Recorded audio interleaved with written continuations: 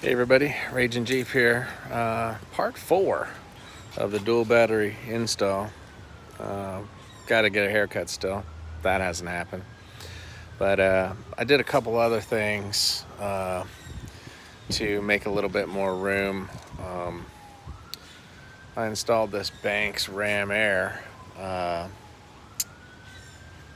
upgrade. Of course, I had to fashion a new bracket, and I still have a little bit of work to do. It's not exactly where I want it to be. I want to get it a little more forward, but the grill support is in the way, so I'm thinking about actually moving the grill support a little bit more towards the center so I can free up a little bit more space. This air conditioning line is the bane of me, so I'm going to see if there is not some kind of aftermarket reroute kit for the air conditioning, because that is really killing me. You can see I've got my fuse box down here. My goal is to move the box essentially right where that line is.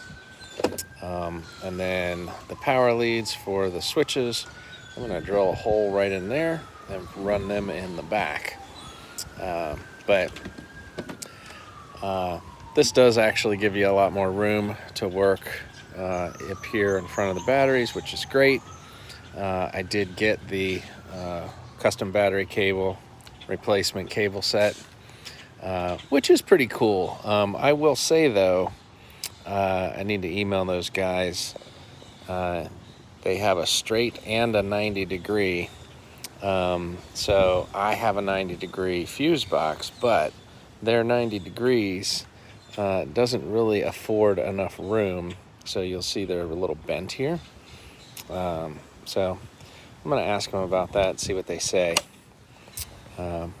Minor little detail.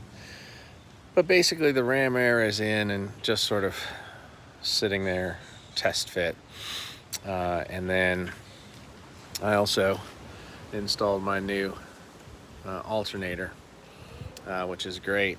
Fun fact, you really can't see it down in here, but this right down in here, this little gray thing underneath of the serpentine belt, for those of you that have watched videos online, I was looking for serpentine routing image and I saw a video and I'm like, oh, there you go. Couldn't find really an image right out of the gate, and I saw this kid who came online and said, yeah, the simplest way to do this is to go over here and loosen this nut and loosen this pulley and loosen this other nut, and then it's super simple. So he was having you loosen the lower pulley down there, and I'm like, that's ridiculous. In case you're watching this and you ever have to change that belt, in the center of that arm that you can see right there in the center of the frame right now, there is a 1/2 inch square which fits perfectly on your 1/2 inch socket wrench. And so you put it in there and you press forward and it removes the tension from the belt. So I went on a video binge kind of looking, and I can't tell you how many people have no idea. And they're like having you take all that crap apart. That is no bueno. The other thing I did was I did a little bit of work on this. I traced all the cables, all the wires. I've got power everywhere I need to have power. So now I have to go and